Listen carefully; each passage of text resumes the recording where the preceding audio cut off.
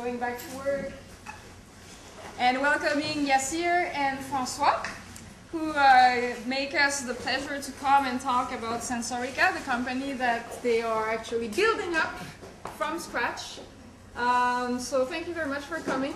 Really my pleasure. So as I mentioned, I will be the timekeeper and the question organizer.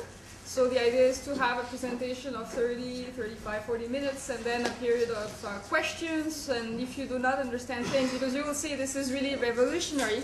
It's a business model that is very different from the traditional business model. That's why it's so interesting for the groups that are doing their international marketing plan on this, because it's very innovative. So if you do not understand anything, I think we're very open to take questions, right? Like at any time, so do not hesitate. Thank you. Thank you, Aurelia, for this kind invitation and this opportunity to present what we do. Yasir, do you want to present yourself? Yeah. Hello, everyone. My name is Yasir. I'm actually a student as well. I'm a student at Concordia right now. I'm doing my master's in business, but I've done consulting for about 5 years. I had my own business before as well. I'm coming from, I did my undergrad in mathematics and computer science, but after a while I realized I liked business more, so I switched over. I did consulting and then did some self-studying for a couple of years before I met SENSORICA and Tactus and Francois and Tibi, who started the adventure, and I got hooked. I really liked it, so I've been with them for about a year now. Thanks, Yasir. My name is Francois Bergeron.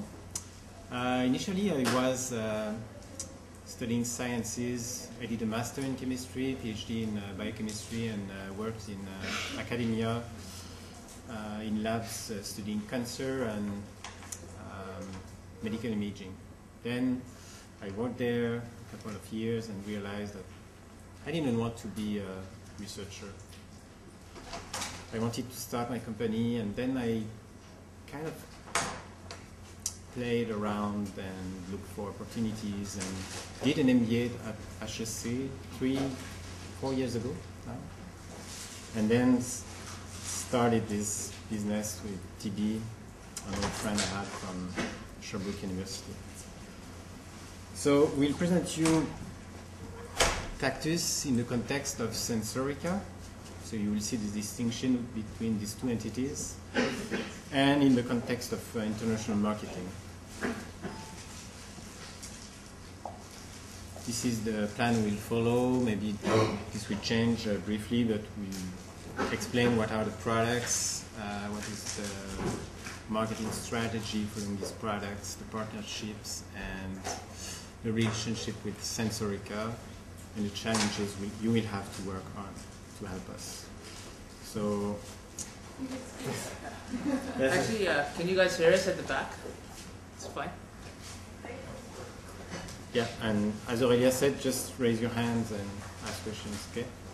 So, I know what's written, so it's written, what is the main objective, or what is the goal for researchers in academia? I don't know. You know, guys?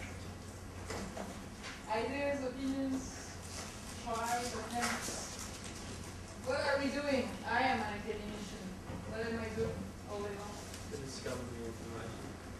Discovering new information. Yeah. Discovering new information. Okay. What else? Publishing academics analysis.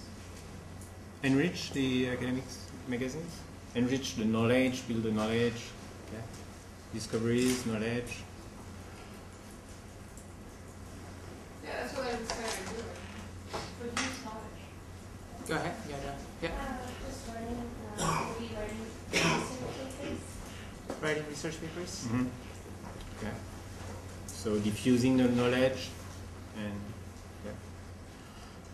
To improve current systems or current situations, and in terms of logistics or also efficiency, to improve basically. Okay. So build the knowledge. Okay. So it's what researchers are supposed to do. Maybe it's not what they are doing, because a lot of attention, a lot of energy, and a lot of time is put on just getting grants. And getting grants usually is not doing science, unfortunately.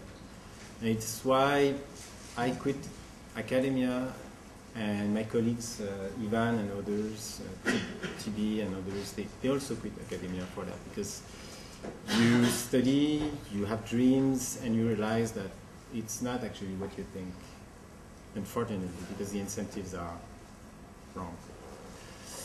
So,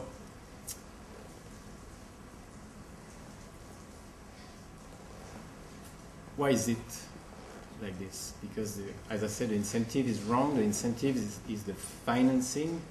To get grants, you must have a specificity. You must have some data that the others don't have. So the incentive is not to collaborate. The incentive is to compete. And the second incentive is to sometimes interpret the data in a certain way that makes them very appealing, so you get your grant more easily. But ouch. This is not real science. And on top of that, scientific tools are expensive, so science is not democratic. I'm more in pure science, like mathematics, physics, biology. Maybe in business, you need less expensive tools, but Many still. people say that science, business is not a science, so it's okay. I hope it is a science, but maybe not. So what if it was easy to reproduce someone else's experiments to see if we get the same data? So I think, in my opinion, if we can reproduce these other experiments and reach the same result, that means the data are good. It's quality data, so it's good science. That should be the goal. Collaboration in academia should be about giving the opportunity to the others to reproduce what I'm doing, so they can reproduce what they're doing, and we ensure that this knowledge is the good one. Okay? I'm not sure the scientists will all buy this, but we target, with our products and services, we target the early adopters. We'll have also to convince the grant donors, because at the end of the day, the grant donors, they give the grants to the prof, to the researchers, and they have to understand the value to make more accurate data. And for now, it's not a goal easy to achieve with grant donors. Okay, so back to Tactus and our products and services. This is our vision. So it's facilitate discoveries leading to concrete solutions to scientific, environmental, and health challenges. So this mission is not very different as other scientific instrument companies. I think the goal is common. But the way to reach these goals, in our opinion, is very different. So you can see in our mission how we want to achieve this vision. Make scientific research accessible to the masses, not only the scientists, and relevant to the current and future scientific, environmental, and health challenges. Because science is about finding solutions for the society. Facilitate access to scientific tools so that anyone can generate data, so perform experiments. Do you think it's good that only researchers can do experiments? Now the world is changing. A lot of people do very strong experiments everywhere, in fab labs, in do-it-yourself clubs, just in their basement, and they show this on YouTube. So science is not only in academia, and knowledge is everywhere, thanks to internet and new tools. And our mission is also to facilitate the sharing of this new data. It's what we call open data, so that anyone can interpret this data and make sense of experiments. Just a short example about when BP spilled a lot of oil in the Gulf. Some scientists came and said, we want to do some experiments on our own, outside academia, to be sure that what we see will be published and not censored by BP or lobbyist groups like this. So they have this idea of doing science differently, out of the box, to be sure that the data will be relevant. It's about our mission and vision. Allow these people who are not only scientists to make measurements, data, studies outside of the box. And why now is a good time for such a mission, strategy? It's because the Internet of Things. As I said, you can do experiments and post that on YouTube. 10 years ago, it was much more difficult. Now you can access some electronics tools that are very cheap, so you can start your own experiments. And this trend will continue.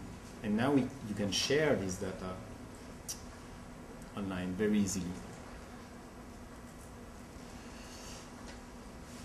From a company like our company, a network,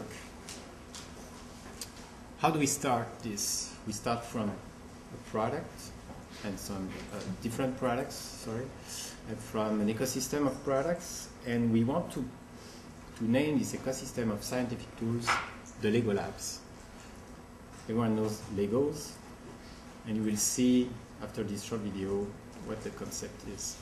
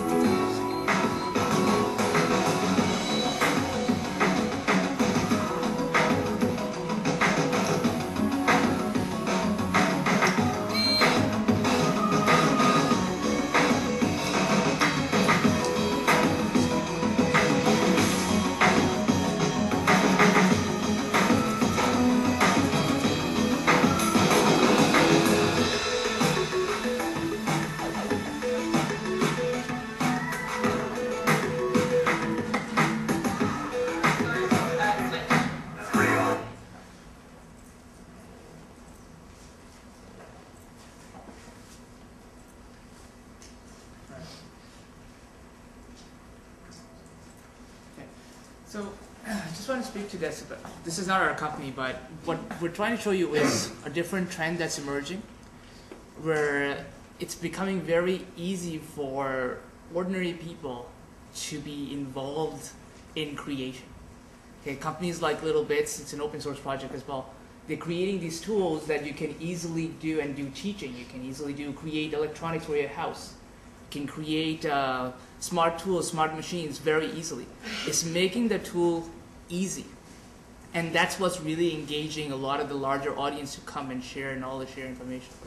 Tools being physical tools like we saw, but also internet makes sharing and collaboration easy. It becomes not Facebook. You can talk to your friends much easier than you used to be able to do 10 years ago. And that's not a lot of time. I mean, it sounds like a lot, but it's not a lot of time. So what we're seeing is this new trend that's emerging from the technology that's advancing. And that's where we're trying to do is how do we make science that easy so that anyone can participate and anyone can contribute. Did you know Little Bits before today? Didn't hear anything. No. Thank you. Okay, so Little Bits is the concept we want to follow for our Lego Lab. How do we build this Lego Lab? We don't have all the answers now, but something we can discuss later. Let me introduce our products. This is the first products we have, and we sell it now. It's named the Mantis. It's a micromanipulator. And you'll see it's made of different models. there are two models here. The black pencil is sensing small forces, and the orange tube, which is in diagonal, is moving some microns. That's why it's a micromanipulator. And when you integrate this micromanipulator with other tools, you have the Mosquito, which is a big scientific instrument. But we'll focus on the Mantis. You will have access to this presentation, and you can click on the link so you will see more. You will see the video showing how this micromanipulator works. So it's a classical tool in biology labs, in many labs actually, to move very small objects, and a lot of scientists have this need to move cells, particles, etc. You will find later on our website, SENSORICA website, actually some more information about the market for this instrument, the customers, market side, the competition. We didn't put all the information online yet, but we have to do this these days, and you will need this information. If you find other information, for sure you can add it.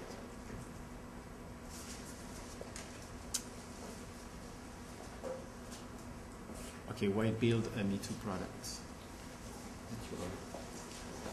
So, just want to walk you through our strategy here. So, we're a small company. You have to look at our reality. We're a small company. We're a few people, 5 people, and then we're all doing research, and we have this great vision of trying to change science. The idea is we can't do it all. There is no way we can do it all, but there are a lot of other people out there who are thinking in the same line. The idea is, how do we engage with a larger world so that we can all do science together, we can all improve science together, and not just do it ourselves. The world is not all about doing it yourself, but it's all about co-creation and doing it with other people. So while we cannot do it, what we're seeing is this trend towards collaborative economy, okay, where people were, before people were sort of isolated, and you see Facebook and Twitters and all that stuff, and all of a sudden everyone's talking. Then open source came along where people said, okay, we can talk, and we can share code, and we can write code together. And then people started building open source softwares, and they were available to the communities for free. And say, okay, well, if we can do that, maybe we can do designs together. And so people started designing things together, and then 3D printers came along. So you're seeing this trend towards co-creation, from just creating knowledge like Wikipedia, to content like Facebook, YouTube's, to open source software, to hardware. Now people are creating tools together. A lot of farm equipment, a lot of cars are being built together. There is this trend towards co-creation, and that's what we want to tap into, say, how can we co-create towards our vision of improving science? So the idea behind open source, however, becomes that this knowledge, these tools, the designs are now available to everyone to use. So the questions people ask, how do you make money? How do you actually, let's say we're a company at the end of the day where our goal is still to generate profit. So the idea is, if the goods are free, that's fine. It's no longer about just selling product. We're not in the market for selling scientific instruments. We're in the business of changing science. That means that involves changing culture, that involves engaging with people, that involves creating these relationships with scientists to say, okay, well, how can we help you do better science? So it's about getting into services so we can create deeper and more meaningful relationships. And those are the kinds of opportunities that are not very evident if you're just doing a sales pitch for a product. Understanding customers is the most important thing for us. Understanding and creating relationships. And this is where we move away from the regular products and services and marketplace to creating product as a service, creating market as a service, where now the customers are coming, the scientists are coming to our website and sharing data with other scientists and using our tools to collaborate with each other. Providing platforms. So now if they have a tool that they see, but let's say it does 80% of what they want to do, but 20% it doesn't, so they can come and say, okay, well, this is how you can do it, and I've done it, and share their design, share their knowledge. So they can create the tools with us, they can improve our tools, they can create new modules. The idea behind LEGO Lab is we're creating things that are modular so that other scientists can say, okay, well, we wanted to do this particular experiment for researching cancer. and then they can create a particular tool and add it to our database because it helps them. It also helps other scientists that they're collaborating with. So now they all have access to the same tool, and hence they can do data sharing in a more standardized way. And that's, so another advantage of open source is that because we are a lot of people, there's more scientists, we can move to the market faster. We can build these trust relationships and create a brand for Tactus. That becomes one of the more key challenges for us and the key success factors for us as well, is how do you create brand awareness and brand value to the point that when people think about Tactus, they think about, I want to be a part of this community. As a scientist, this is where I belong. Also, because you have larger access to a lot of scientists, you can create tools at a much faster rate. You can go to the market. So let's say if we were to work with a scientist from University of Sherbrooke and we create a tool, well, maybe at UDM someone is doing the same science. Now we can take that innovation and provide services to a professor at UDM. Same at Concordia. We're not limited by how much value the earth needs, the people need, the scientific community. There's always more things to do. I think the mentality of selling products is there's only so many products you can sell to someone. But if you can look beyond products, you can beyond the value that you can give to someone, I think you can find a lot of opportunities. And that's what we're trying to see is, how can we go beyond just the product? So how do we accomplish that? We're doing partnerships with SENSORICA, and I think that's where sort of the main conversation also cuts into. They are partners. So SENSORICA is a network of individuals that come together and for a particular passion. It's not necessarily just about science. People are doing a lot of other things, anywhere from building, building greenhouses to building drones, to building sensors of other kinds, to building scientific instruments. It's a very informal network of passionate people that just come together because they like it and they want to innovate. But motivation aside, what we also do is take these products and commercialize them. So commercialize not necessarily products, but creating value on top of it. So how do we go beyond products? Again, same question applies for everything we talked about, drones, greenhouses, etc. Even though if you can publish the design of a drone, how many people here would be able to build a drone themselves? Yet some of you might want it. So you would still need someone to come and maybe assemble it, maybe customize it for what the application you might have. But it hardly seems fair that if we were to commercialize these products or commercialize these services, that people who are contributing would not get paid. Well, that's not the case with SENSORICA. So what differentiates SENSORICA with a lot of the other open source projects that you probably have heard of or have come across, or Wikipedia, for example, is when you create something, you're adding value to sort of a pool of resources, a pool of, let's say, a bucket that we all share. And when you go and actually commercialize something, you make money, we redistribute the reward to everyone who contributed. It becomes a very fluid organization because we don't have control mechanisms. We don't have. It's not a traditional boundary with organization with a traditional boundary with the traditional frontiers. Small insertion. I think it's very important at this point that we realize that here, when I was mentioning a different business model, think of marketing. Like marketing is about the 40s or the 70s, but it's in a context where people that are employed to market the product are paid by that company, and that the value that is generated stays within the company and it's for the company. Here we have a business model that is totally different, and the challenge for the SENSORICA team is how do we commercialize products that are made in this way? How do you fix the price? How do you promote them? So all of these questions we are here to discuss all along the course. Yeah, I'm going a little bit faster, but because I want to leave more time for questions, I think it would be better if we answer questions rather than sort of try to give a lot more information at the presentation point. So just keep that in mind as well. So another advantage that SENSORICA has, it is born global. We have members from all over the world that contribute, from South Africa to South Korea to Brazil to Pakistan.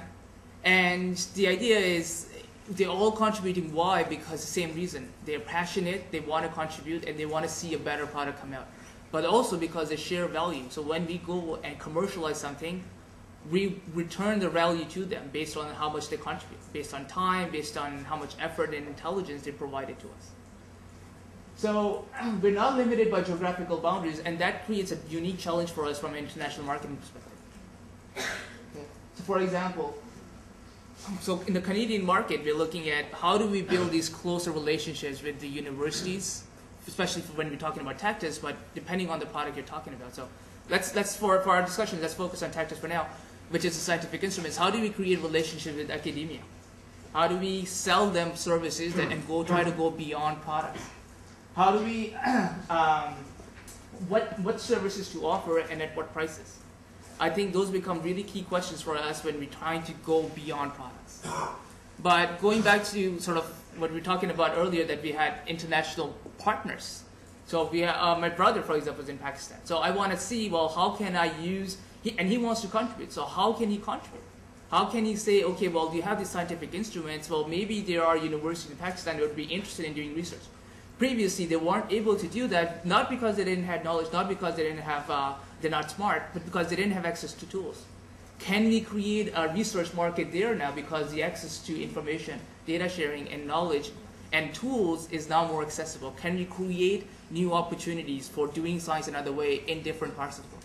Maybe the results will be much different, and maybe we will learn new things. Those are not a kind of typical questions you would ask as a company, because you look at a market and say, well, yeah, but it's a poor country, they don't have any opportunities. We can't ignore that. In fact, for us, it becomes a very key challenge, is to be able to create new value. So the four partners we do have right now in the network that are very interested are in Brazil, Russia, Pakistan, and Europe. So in Europe, we have a lot of different players, partners, if you will, members of SENSORICA, anywhere from France to Germany, I think, I don't remember now. So how do we use those relationships we've already established to create new opportunities for us?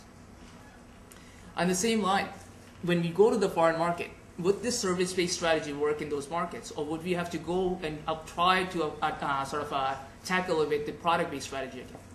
Which way would be the best? When we're looking at a service-based strategy, should we use the Tactus brand, or should we create a different brand and different kinds of relationship in that market? Or can we leverage the Tactus brand and sort of make it international? How would we go about, if we make it international, how would we maintain the standard of the brand so that if something bad happens in Europe, it doesn't impact our Canadian market, and vice versa? Well, if you're talking about product, and that's the route that you think would be the best, would this market be suitable for open source?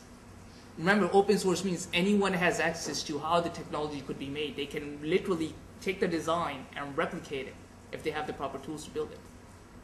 So considering that in mind, that our products can be easily duplicated and copied, how can we create opportunities based on products if we were to go the product route? If you select a market, some of the important criteria become, do they have the capacity to produce local? When we're talking about if you have the tools, well, do they have the tools? We're not talking about Legos at the end of the day. We're talking about scientific instruments, and they do require machines like CNC, 3D printers, and at least certain level of knowledge at the very least. So what about human resources? Do they have the appropriate knowledge base in those markets to be able to create those products? And then last but not least, what is our pricing strategy? And if we were to, let's say, spend time and money and investment in creating a network, would it be a worthwhile investment for us? Should we focus more on the Canadian market and hopefully someone will join in and build their own markets? Or should we actively pursue people in different markets and try to build this market relationship? Do you have a... Fine. These are the questions you suggested. Maybe there are more focus on specific proposals, but you will see if you propose these questions in addition to the questions Yasir presented. No, but these are all the questions that you like help with. Yes. So it's fine to present them with the focus you have on. Yeah. No, that's it. I think it's it's okay, and time for questions. Okay, I think those are a lot of questions for you. To I be guess. able to provide answers or help with those questions, you have immediate questions that will help you to better understand the challenges. As always, I put some questions on the Zoom tool for helping you, but you also have here specific questions that to be able to answer, you probably need more information. Could I just see like the other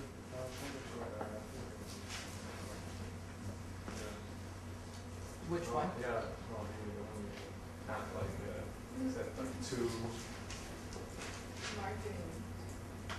Yeah, 34. No, it was. Okay, so we have a question here. Then collect your ideas and then we'll come back. Yes? I actually did not understand what Tactus is. Could you please explain this to me? Okay, so Tactus is a corporation. Okay. SENSORICA is not, maybe this is the confusion. SENSORICA is a network. It's not a network that has a legal entity for now, it's coming. So see SENSORICA as a group of people working together online or locally to imagine and make products. And Tactus is a company, you can see Tactus as a more classical company selling products and services, and these products, they come from the brains of the members of SENSORICA. Yeah. Okay. You find the slide? Sorry. Are you planning to start a company from SENSORICA network, legally? You mean to, Before you expand to all the other foreign markets, or are you planning to do it on the do you, here's the question, do we legalize another SENSORICA entity? Yeah, are you planning elsewhere? to put SENSORICA in Tactus, or are you planning to make SENSORICA a company on its own? Okay, maybe. Yeah. Maybe I can answer that. So imagine 5 of your friends are coming together and you come up with a new product, okay? And now the way it works in SENSORICA is anyone can take this product and do anything with it because the knowledge is available for anyone to use, okay? So maybe you say, okay, well, we're not really interested in commercializing. The 5 of us, we're gonna go do some other product. We're gonna do work on a 3rd product and so forth. And you sort of, it's very informal at that level. What happens is, well, say I come along and say, hey, let me help you commercialize that product and I'll do it. Well, I can form my company, I can commercialize it, and I'll reward you for your work. You don't necessarily need to be part of the company for you to get your rewards. I will commercialize it and I'll honor the agreement with you.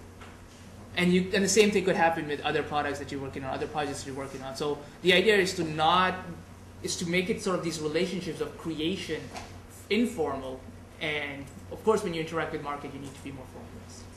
There's a question here now. So if someone in the SENSORICA network develops something based on some knowledge that you developed, that that knowledge you developed is like including like in the algorithm for distributing the value across the network. Exactly. So before we start a project, we will agree upon algorithms on how to. So maybe we can back up. Like each project. Right. Exactly. So it's sort of like a social contract where you develop. Okay. Well, this is the algorithm we would use to evaluate everyone's contribution. So everyone comes in and say, okay, well, this is the work I did. I invested this much money. I employed this tool. This is how many hours I spent, etc., etc. So you can log all this contribution, and an algorithm will just take this data and calculate your equity based on. Yeah, that's really interesting. But like, imagine one guy instances SENSORICA network. Like, it's like your knowledge is what you developed is like available at all times on the network, right? So someone develops a product based on knowledge you didn't talk to you about it, but developed it. Yeah. Are you still gonna get? Yes. Okay, Absolutely. because it's in the system. Yes. Exactly. Okay. Also, another question: how, like, for what you do, how important is computer science in like for practice? Well, Because I used to be more like on the hardware side, but I don't know. Like, I'm just curious. I'm not sure if I follow the question. Like, how much coding and all that. you mean in the network or Yasir or? I'm more for Tactus. So Tactus is, so there are a lot of people within SENSORICA that are coming from science background, and they're passionate about this particular problem. So Tactus represents almost their interest, but there are a lot of other people in the network that are not necessarily concerned about the same problem. They're concerned about other problems. But there is a lot of synergies between, let's say, a scientific instrument we produce and, let's say the drone project someone else is working on. So, sorry, I think the question is more about the hard versus the soft. Okay. In all that's produced. Right, but it wasn't a marketing related question, it was just like a science Operations. question. I think we do more hard than soft. We have a huge need of coding for the IT infrastructure, all the SENSORICA coordination and value creation. Actually. But not necessarily for like the mantis. There's leads or programs, softwares running the mantis. absolutely, we have a lot of need actually, and we don't have a lot of people pretty good. Yes. When you have a project, how do you get a balance of contributors? Like, if many people are interested in contributing with one thing, and then it's another part that no one's interested in. How do you manage? Well, the question is, why are people not interested? If there's no interest and there's no market for it, people will likely not be interested, and that's probably a good thing. But I meant more the interest of making it. It can be a market even though For some specific tasks, yeah. nobody wants to map the You floor, don't want to map build the it, floor. but you want to buy it.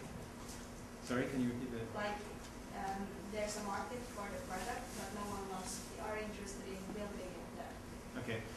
Well, if there's a market, there's a financial incentive, so the people should run into it.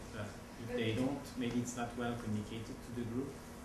You are raising an important topic here because in the traditional format or business model, you would do market research, detect that there is a market for a specific product, and then build or provide the need, like a product that will fill up the needs for this need.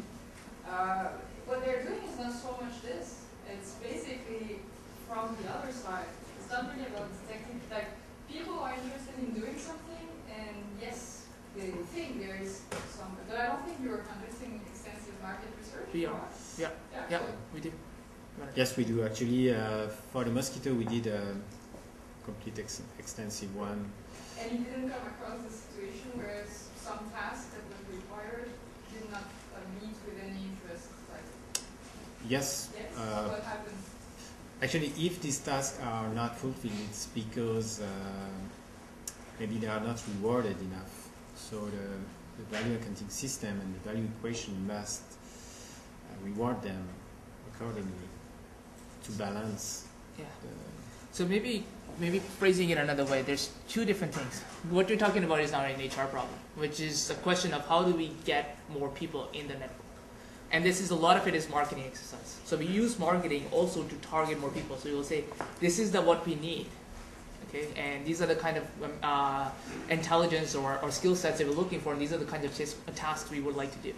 And then based on our value equation, we would sort of say, okay, well, it's almost like a predictive analysis. Someone would say, if I do this task, it will take me 10 hours. This is approximately how much I will get. If you go to the market, is it worth it for me or not? And if no one's doing it, that's probably because the incentives are low enough. So we can adjust that until someone takes those tasks.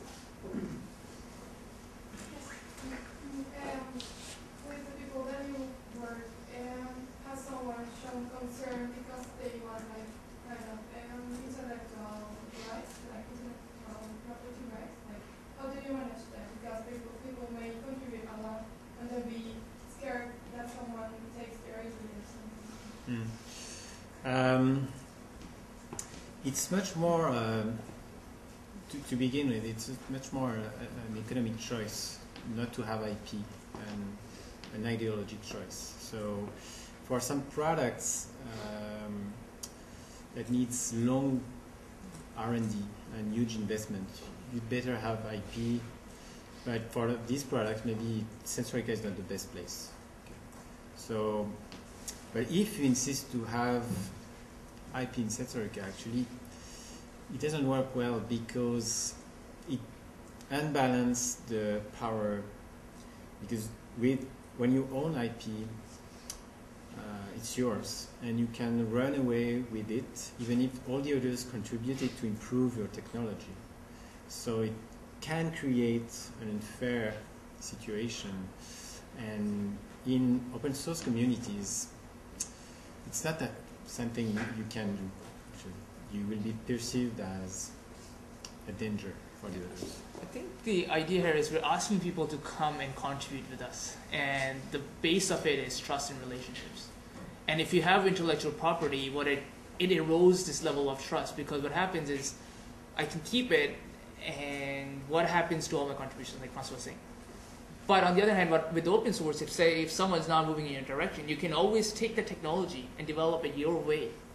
It's called forking, where you can sort of say, okay, well, you go your way, I'll go my way, and that's fine, because you can do that. It's open, it's accessible, etc. And oftentimes, in fact, it is actually better because you try out different things, because sometimes you don't know which way you will go and which way is to success, right? So I want to make the link with the tools that we've used. You remember the 5 C's, like an analytical tool. So you've mentioned a lot about the company, the context, the clients. And here is a discussion about how you function with no IP protection versus what is one of the C's that you haven't heard much about?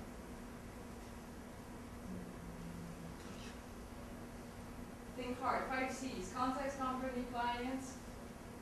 I did the revision before, like the first few minutes of the class. Competition, like an hour and a half ago. Competition, yes, thank you. So competitors. When I think of competitors and the topic you were raising is like, what is the question that is coming right away? If you don't have an IP protection, how do you compete against big players and have all the funds to do all those long and costly research? That's the question I would ask if I were you. So I'm going to ask it, or do you want to ask it? Well, yeah, that's my question. Say, can, for example, like IBM just come in and just say, okay, we like that, we're going to use that, and we're going to build on it. Because like the open source, the open source license, like there's that kind of thing, right? So is it the GNU one? So yeah, it's the answer is in multiple parts. Okay, so the first one is licensing. So there's 2 kinds of license. The first one is it's open source, but I can come and take it and I can create an intellectual property out of it later on.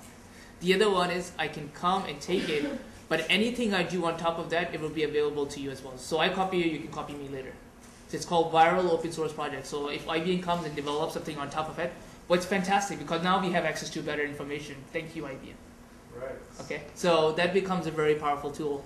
The other one is also when it's differentiation, this is where again brand name becomes really important. Services become really important because the product itself doesn't have value. They can copy the product, but they can't copy your services and the relationships that you have.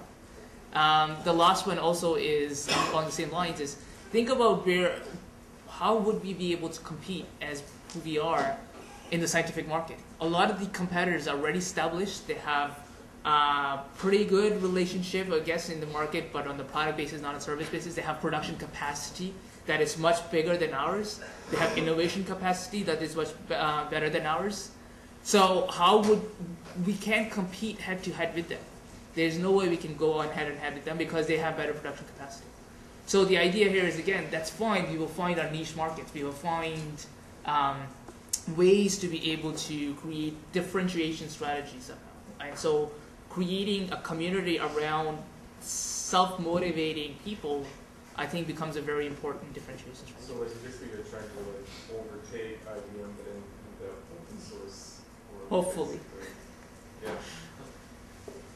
Okay, so other questions? Yes? What do you know about your people who make part of your community? I mean, about the database, client database, community database. Yeah. And how do you adapt your marketing campaign or to this? For example, you just said that you would need like IT people, and how do you manage your database? And how do you check your...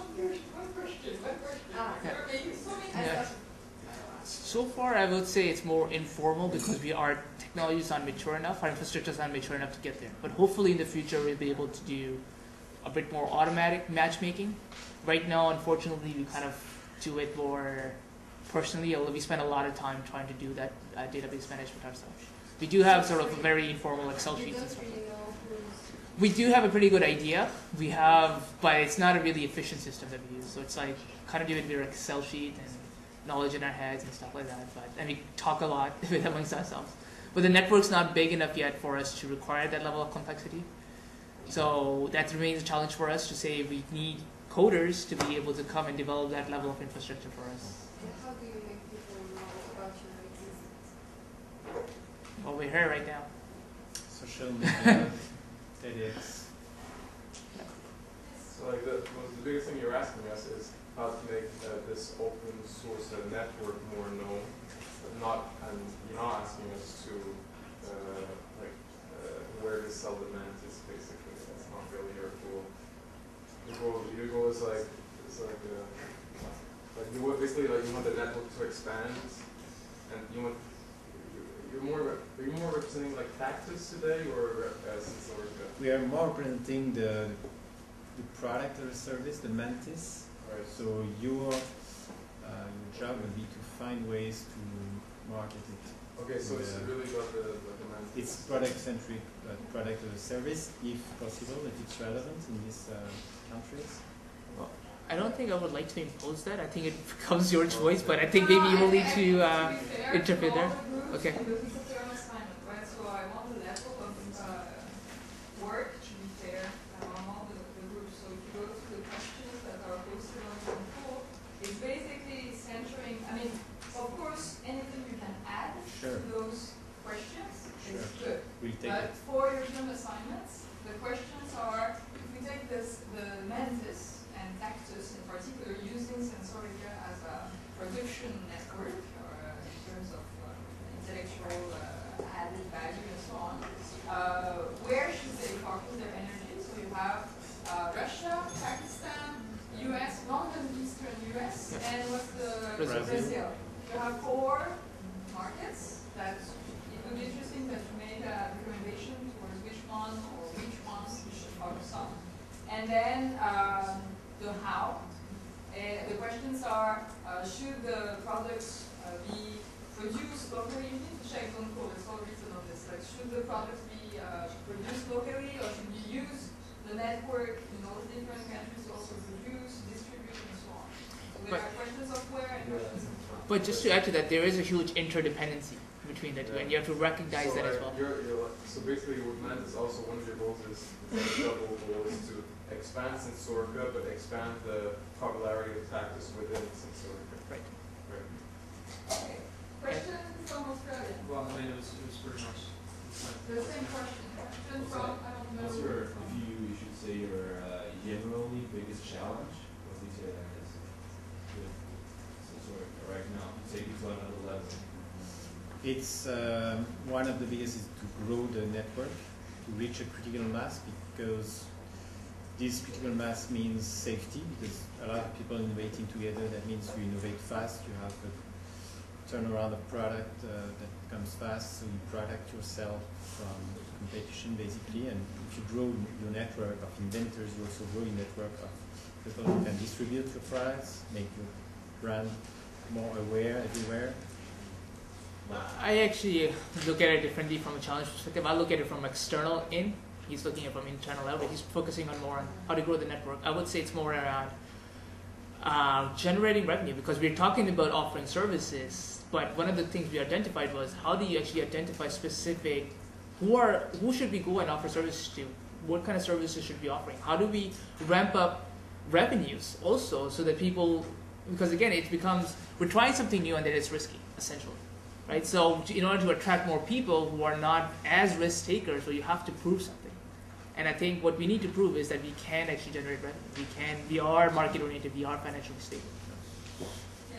And bouncing on what you just mentioned, Yasir, about risk taking, right away from last week you can know that those markets that you have to focus on, compare them in terms of uncertainty avoidance versus uncertainty tolerance. You remember this Hofstede dimension So, for instance, this is one of the important factors that you would be interested in learning about those different cultures.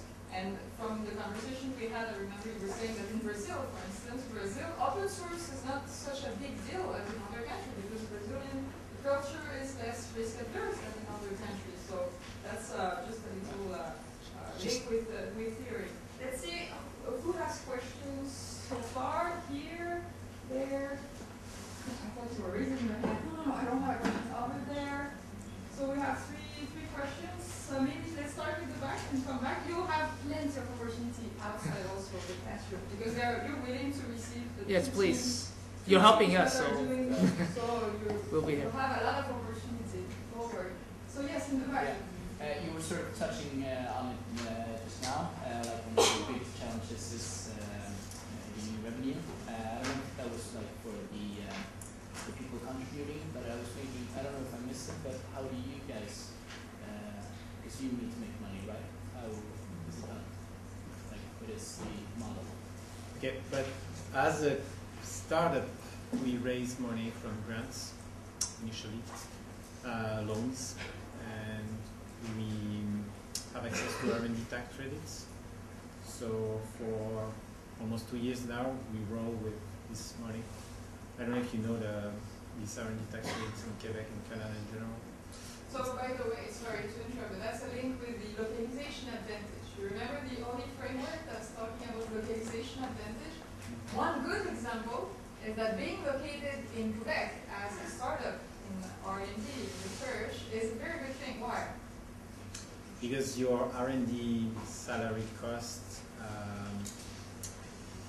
is reimbursed by the government almost 70 to 80%. So that's a very interesting advantage for being localized. But like, can you also capitalize on the inventions or discoveries that people make? Sure.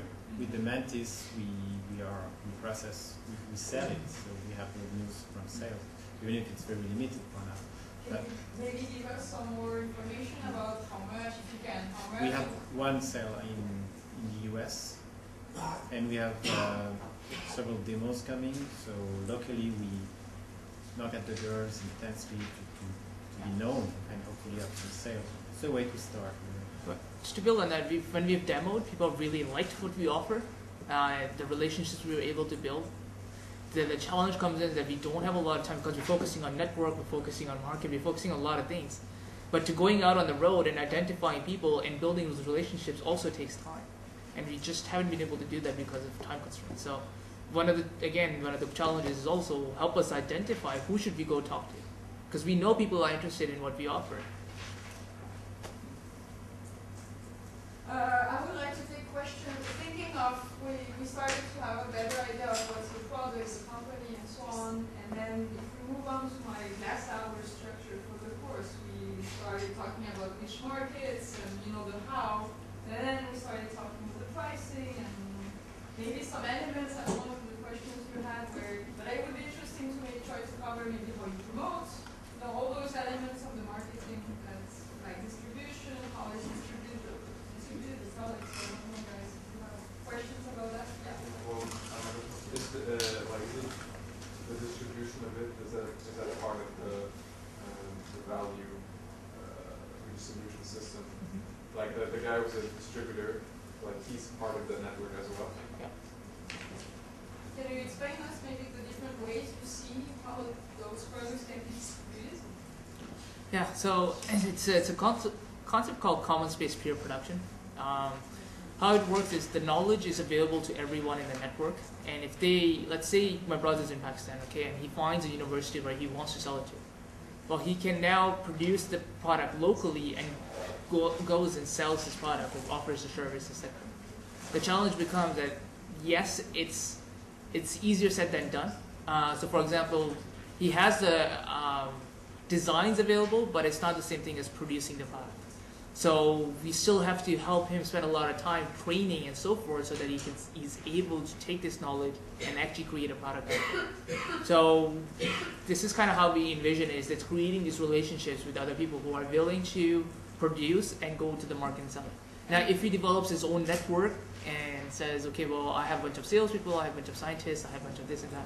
So maybe that becomes sort of a challenge for us to be able to And the big target challenge market. is control, right? Because you know that the way distributors are performing can actually harm or not the corporation. Yes. So this is a big challenge for you guys, because in the traditional business model, you have a contract, and if the person does not respect exactly the contract, you know, he's out. Like, so you don't function with this kind of. No, so quality control becomes really important. So Tactus is targeting high-end scientific instruments. So if they go out and actually they don't respect the warranty or something to the fact, we get into trouble. This is where the branding question was also in there. Should we use the same brand in other markets, or should we let them create their own brand identity therein? They can present the same product, the same with cheap-end scientific products, and that's fine. What's the risk, guys? If you have a company that is actually producing, selling the same products under different brand names, what's the risk?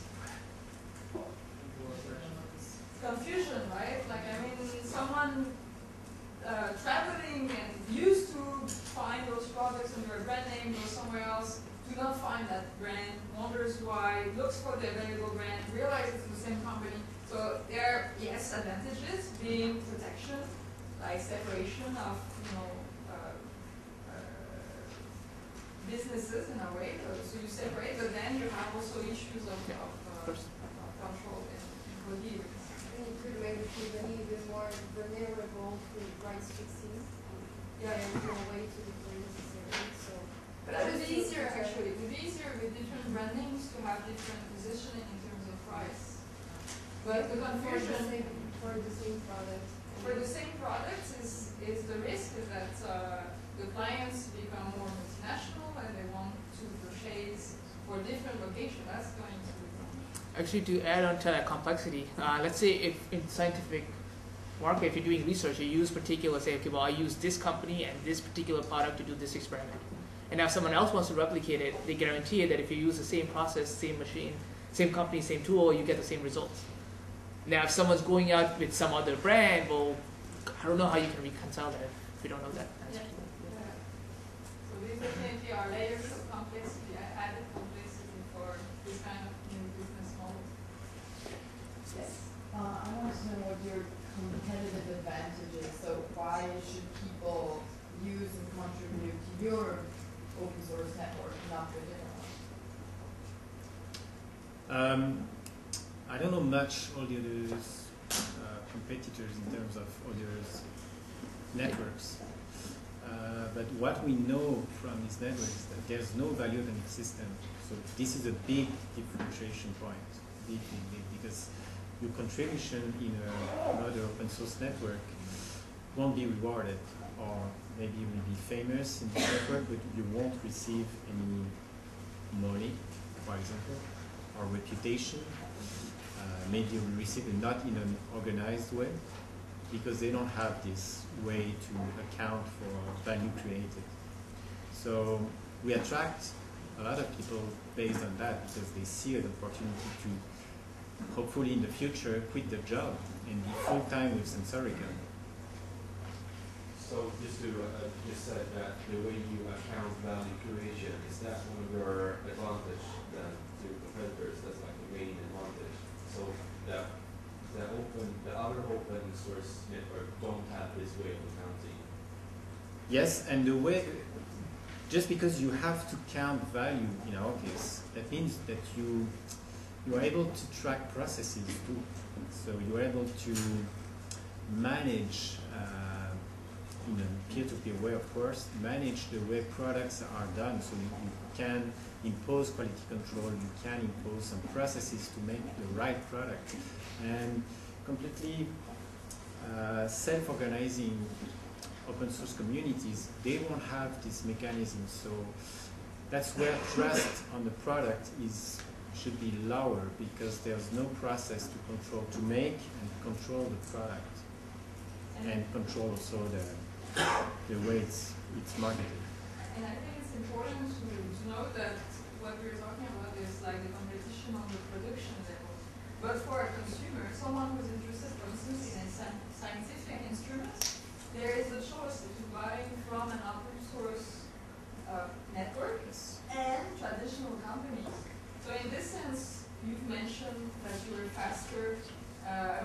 showed like a slide where you're showing the advantages for a consumer to buy from them or any kind of other open network compared to a traditional manufacturer of site. I don't know, can you give us names of scientific instrument manufacturers? Like which are the big names?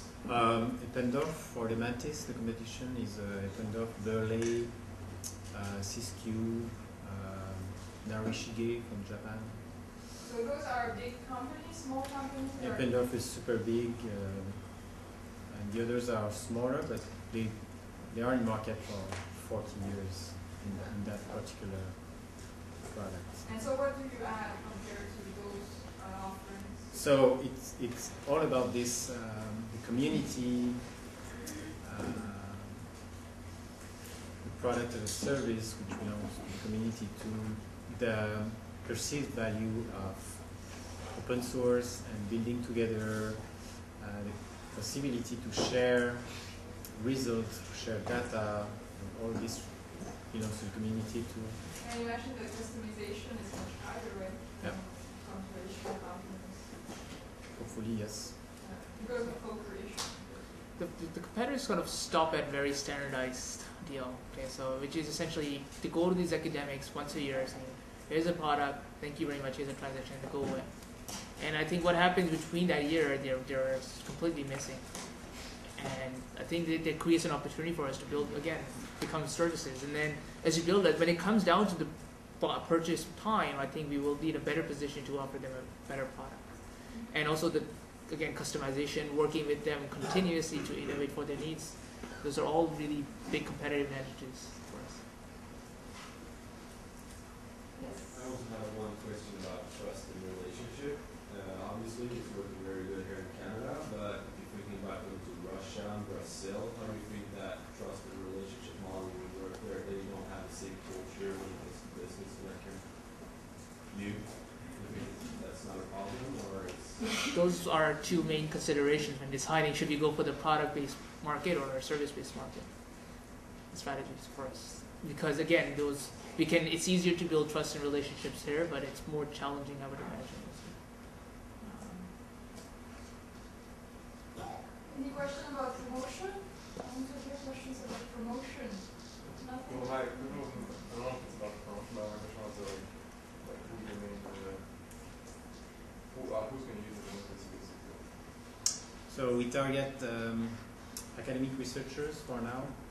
We're targeting pharma companies and biotech. And in the academic market, it's biologists to material sciences and science. Okay, so basically you really need to need them to trust the network basically. Sure. How do you get them to trust you? Well, we start locally. So, oh yeah. We start locally, and we were lucky to find an early adopter, a scientist in Montreal Heart Institute, Philippe Francois, who opened his lab. So he saw the potential in us, but he saw the potential for him too, because he had access to our prototypes earlier in Wuhan, so he could improve his science and help us.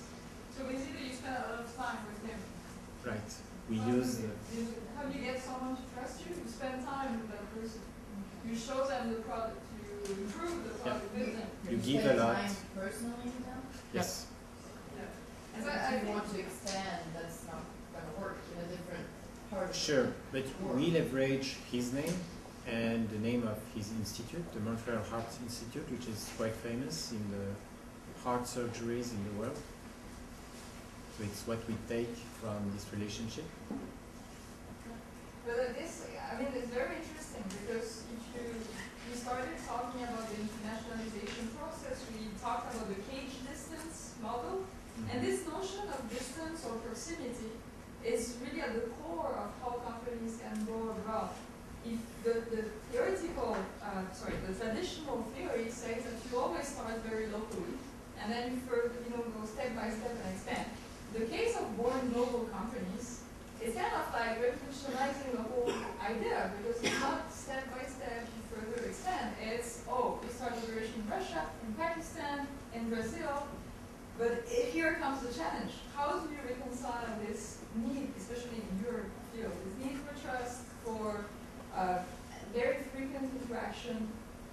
Now with the technology, you can actually make the interaction online instead of physical. So that's, you know, an avenue, an opportunity, if you will. But all those questions are exactly at the core of an international marketing course. It's like, how do you do that? It's a challenge. It's a big, big challenge. So I see time running, and maybe do you want to take one more question? I saw a hand raised there. No more hands. Okay. Yeah, well, it's just small questions. Like, what is the methods that you support? What specifically? Like, what is the department for using it? So it's a micromanipulator. That means you take very small objects, and you can. Imagine a robotic arm that moves like this. So it's the same thing, but moving microns, which is 1,000 below 1 millimeter. You have a slide, right, on this? Yeah, and you have the link on the slide. You have the link to here. This link, you will see a video. Maybe I can show it like that. You will see a video. So it's this is not a cell. It's smaller than a cell. It's a part that was taken from a muscular cell. And it's the engine responsible for the contraction of the cell. And this is the end of the micromanipulator, so it can stretch this engine and assess the force of this structure. So micromanipulation is manipulating very tiny objects. Is it like too precise for mechanical engineering, or does mechanical engineering have anything to do with the? No, it's about mechanical engineering too, and electronics. And that's like really precise, basically. Yes, it's really precise. Because my dad is not precise. So our product goes to the micron, and some products go to the nanometer. Yes, it's precise. Yeah, I think you have like all the details on that slide showing.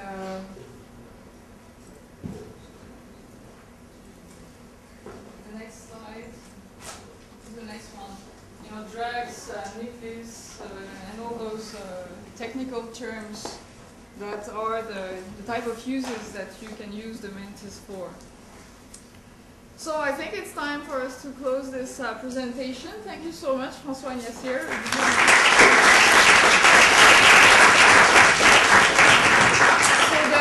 I invite the two teams who will build their international marketing plan to communicate with Francois and Yasir. You can stay a few minutes, right? Maybe to exchange ideas on how to do that.